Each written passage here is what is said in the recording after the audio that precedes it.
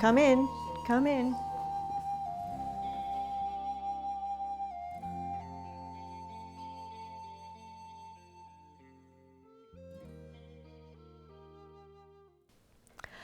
I bet you've never heard of Maria Celeste Crostarosa, the foundress of the Order of the Most Holy Redeemer.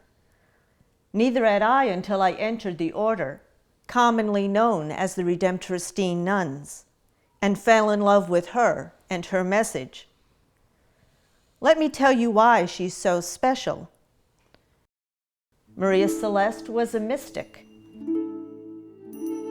and a contemporary of Alphonsus Liguori.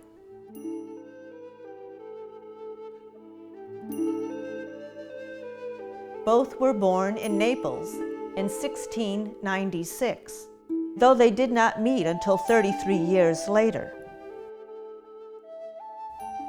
From an early age, Celeste was blessed with an intimate relationship with the Lord.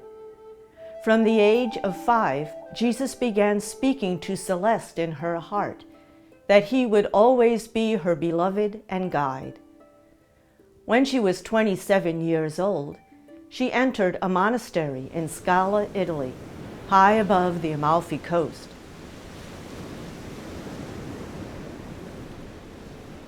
While she was yet a novice, the Lord revealed to Celeste that he desired that the monastery have a new rule based on his life. This caused quite a stir in the monastery.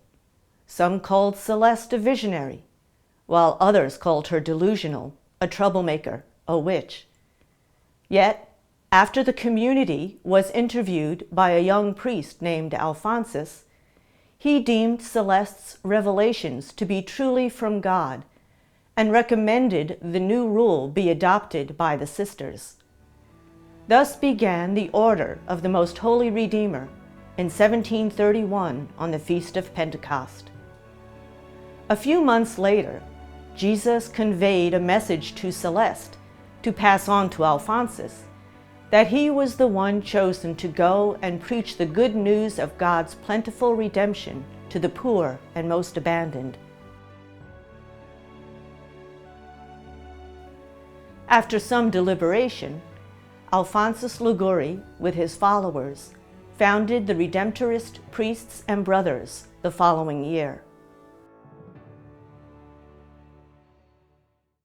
These new beginnings were not the end of Celeste's troubles, though, for she was expelled a year later from the monastery for following her own conscience in matters of her heart, mind, and soul.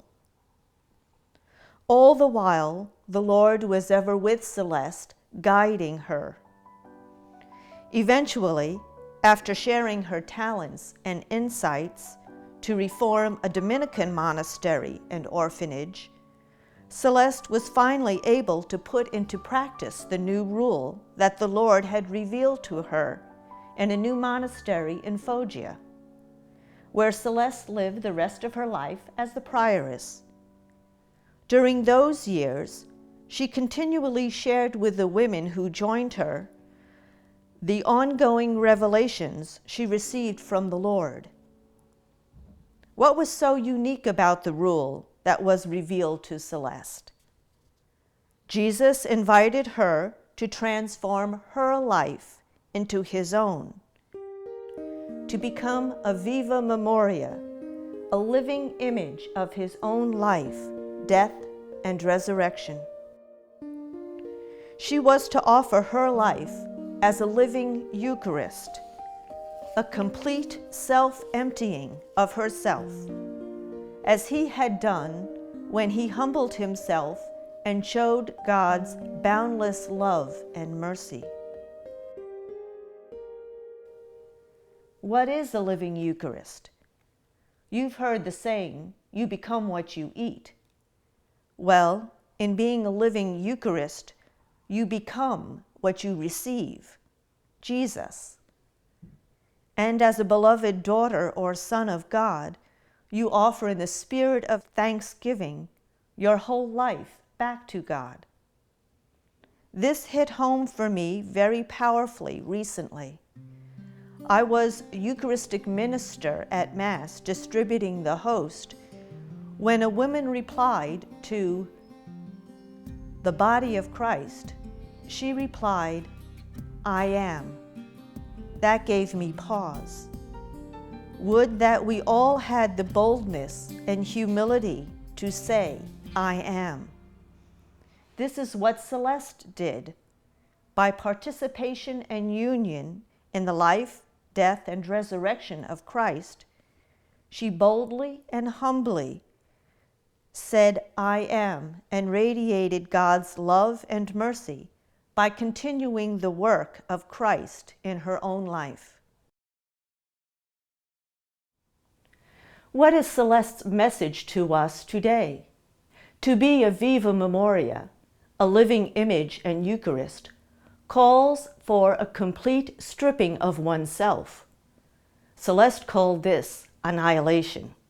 Now that doesn't sound so good to our modern ears, but what she meant was that in order for us to be deified, to become Christ-like, we must let go of everything negative that holds us back from adoring God, loving others, including those who offend us, and even being kind and nurturing to ourselves in order to continue the work of the Redeemer in the world today.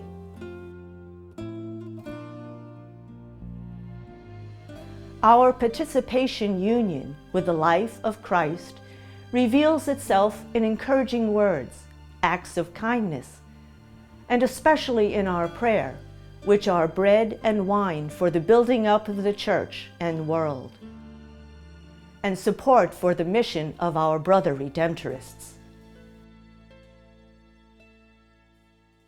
To be able to do this, Celeste fixed her gaze on the Beloved and followed his footsteps. We are called to do the same.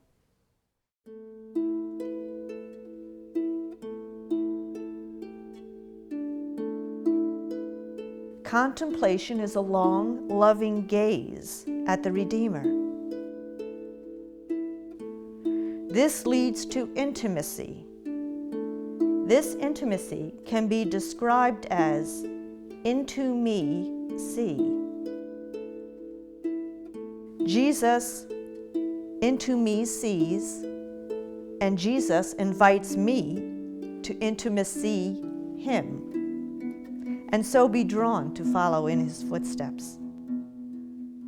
In her lifetime, Maria Celeste enjoyed extraordinary union with her beloved Redeemer. That is why on June 18, 2016, she was made a blessed in the Church for the edification of the faithful. Each of us is called to this union, and so we do as Blessed Celeste. With fixed gaze, we follow the Redeemer and witness joyfully to God's abundant love and mercy for the salvation of the world. Thank you.